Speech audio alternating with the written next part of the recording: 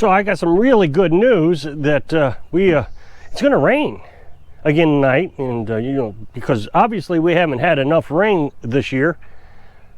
It has rained nonstop. It's just incredible. The thing is they had it in the forecast that we were supposed to have 7 days without rain, and then this all of a sudden just popped up that it's supposed to rain tonight. 100% chance.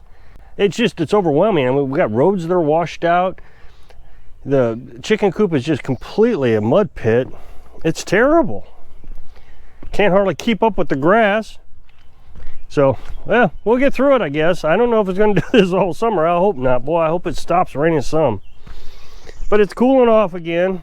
So one of my subscribers said that she is going, I think it's a she, I shouldn't say this. This person is going to have someone come out and look at building a chicken coop for her. This person, I always assume it's a female, so I apologize if it's not. They're going to get a chicken coop built.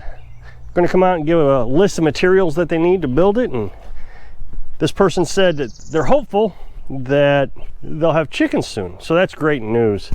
I've been trying to encourage folks to think about getting chickens or rabbits or ducks. Those are the three things that would be probably the simplest thing to raise. Now, the nice thing about chickens is you get dual purpose out of them. You get eggs and meat. You can get eggs and meat out of ducks, but ducks just don't taste as good as chicken. If you're not used to duck meat, I wouldn't recommend butchering them. But that being said, ducks are really good in more urban areas, cities, cul-de-sacs, those kind of things, because you can build a pond and it looks very natural and serene, or some sort of, you know, water source. Now, we raised ducks. We didn't have nothing but a pool that they could get in. As a matter of fact, with the Brahmas chickens that we have, I saw one of the chicks get in the water bowl, which is very odd. I've never seen a chick do that before. Now, they're supposed to be a winter hardy bird, the Brahmas are. So I'm going to put a pool in the chicken run for the Brahmas. That way, if they want to get in it, they can. If nothing else, they can drink out of it or whatever. But I thought I'd give them the opportunity to stay cool. I know last year we had the Cornish cross, and they're just not healthy birds. I mean, they just can't stand the heat at all. So I had to come down here every day and dip them off in a bucket of water so they could cool off. Now, with the bucket of water, I had to be careful that I didn't put well water in it. I didn't want to shock them from really hot temperatures to really cold temperatures. So I would let that water sit overnight, and it would raise up a few degrees. And then in the heat of the day, I put them in that water. And they seem to do better by doing that. But with the Cornish cross, they didn't have an opportunity to do anything on their own. They were so big they could barely walk. But with the Brahmas, they're actually huge birds. They're going to get up 12 pounds and 10, 12 pounds. So they'll be able to get up on that edge of that pool and be able to get in. I won't have any worries of them drowning. So it won't be such a manual operation. I'm really looking forward to the Brahmas next year. I mean, this year they won't produce any eggs. Maybe in the winter they'll produce eggs. They're supposed to produce eggs in the winter. So the subscribers getting chickens, my mother's gotten chickens, so more and more people are looking into getting these chickens. So I've been asking folks to try this 30-day challenge where you kind of live off grid for 30 days, kind of. I mean, you reduce all your electric as much as possible. Now, John says he doesn't hardly run anything for electric.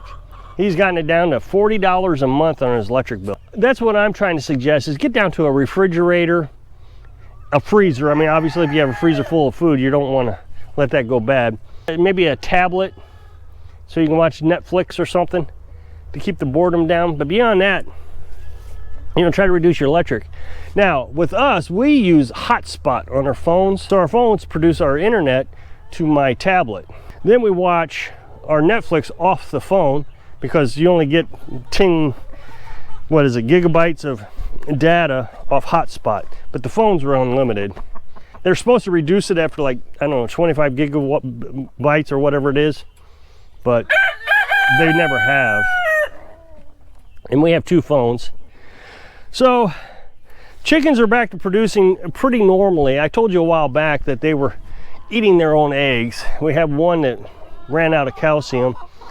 And so I've sprinkled calcium in here, and they eat the calcium whenever they want. There's still some in there. And I went through all that about calcium and chicken eggs and oyster shells and, you know, the whole thing. Went through all that in a previous video. Now that they got their calcium levels back up, I was worried that Frenchie was probably eating eggs. I mean, I kept seeing wet spots where the eggs should be. So I've been coming down about every hour and collecting up eggs. Well, yesterday we finally got back up to a normal level of eggs. We got 8. We can get up to 10 and as low as 6. But that's a lot better than 4. So I think we're okay. Now we had one that was pecked. They didn't get it all the way through, just pecked it, cracked the egg. What we're thinking is one of the reds likes to roll the eggs up underneath her, and I think she's pecking it too hard and causing a hole. That's the second time we've seen that. We go ahead and keep it. You're not supposed to. We go ahead and keep it and we eat it the very next day. But just make sure it's really cooked, because you can get bacteria in that egg. But if it comes out without a shell and it's just that soft egg, don't eat it at all, because that means it was up inside the chicken and was produced without a shell, and that shell protects it from getting the bacteria in it during the laying of the egg. So I'm glad to see that more and more people are trying this off-grid thing. I say off-grid, just lack of a better word, because things keep getting worse out there. I mean, just today I heard that Canada, I mean, it's not, I mean, my Canada viewers are going to disagree with me, but Canada just banned handguns. In Missouri, here in the United States, at least in Missouri, that would be a pretty devastating thing. So there are a lot of Americans saying, oh my gosh, look what Canada did. But I don't think Canada was a big gun place anyways in the past. So when I heard it, I thought, this got to be fake. Didn't they already ban guns like decades ago? But I guess not. But really, they're just kind of not going to allow any more sales of handguns. And we keep hearing about food shortages and, of course, inflation. We've heard about Minnesota or Michigan doubling the rates of electricity for a few hours. Just put it on their website, and then they doubled it. So if you were running your air conditioner during that time, I mean, imagine John's now paying from 47 to what, 90 bucks or something, a little over $90. Trying to teach you how to get off the air conditioner if possible, run a fan. And every time I say that, I'll get somebody that says, well, you don't have medical conditions, I can't get off the air conditioner.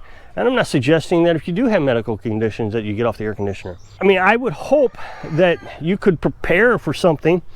What if they shut off your electric in July, and you have no air conditioner? I hope you're ready to deal with that. So you got to be able to have a fan, at least for those hours that you're not going to have an air conditioner. I got to be careful where I'm walking. I've seen several snakes so far. They've all been black snakes, not poisonous. But I don't want to be talking to the camera and all of a sudden there's a snake biting me. So I apologize that I'm not looking at the camera when I talk to you, because, you know, I see a stick. I want to digress for a minute. There are 3 kinds of snakes. There's large snakes, small snakes, and sticks that look like snakes. So today I was reading an article. As I've said before, there have been multiple food processing plants burning down. Unexplained. You know, they can't say if it was arson or if there was something that caused it. A lot of people are conspiracy theorying that, you know, the government's in there burning down these places. Well, I watched a video the other day that kind of explained that food processing plants have always burned down. There's a lot of materials in there that are very flammable. Flours and sugars and all that, they all can burn up pretty easy. So they've always burned up. So I kind of said, all right, well, yeah, let's not buy into the conspiracy theories that all the food processing plants in the world are burning down just in time for the food shortage that our president said we were going to have worldwide food shortages, including the United States. But as you know, diesel prices are going up, and on the East Coast, they're expecting to run out of diesel. So then that's going to raise prices and cause shortages of food. Then there's the bird flu. They've been calling just millions of birds. Last time I looked, it was 30 million birds that they've already called. And it's actually a very terrible way they do it. They heat the building up so hot, it basically burns them to death. 30 million chickens gone. That's why chicken prices are going through the roof. And we saw that when we went to the store. Chicken was $5 a pound. It was the most expensive meat in there, including beef. Now, the eggs prices hadn't gone up yet.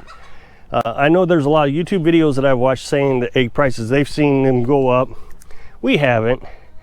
In Minnesota last night, as of the recording of this video, there was the largest egg producer in the United States burned down. Now, they got several barns that they have, and I don't know, 2 million chickens they have.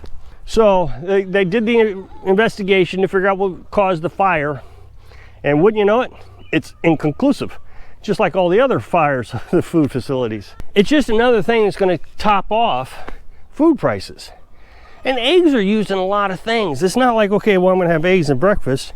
I mean, you make your cakes. I mean, I can't even tell you all the things eggs go into. I know Carolyn uses eggs almost every night for a supper. She makes breaded pork chops, or mixes in the hamburger and might kind of make a meatloaf so we can have our little spaghetti meal I tell you about all the time. It's really a meatloaf, but it tastes like spaghetti. And so she makes that all the time. Carolyn uses eggs for everything. All the fast food industry is going to use eggs. I have my speculations why these things are happening, why they're burning these places down. But wouldn't you think that if the government's coming in and telling you that you're going to have to kill all your chickens because they got bird flu, that it would be more profitable if somehow accidentally your building burned down, and then the insurance cover it? You know, I know I'm saying that that's insurance fraud, I get it, but it's just happening too often. So I really would like to continue to push the effort to get folks to look at buying chickens, raising chickens. So if you can take a look at that super thanks button down there, I'd really appreciate it. So if I can inspire you to take a look at your food source so you can live your dream. Thanks for watching.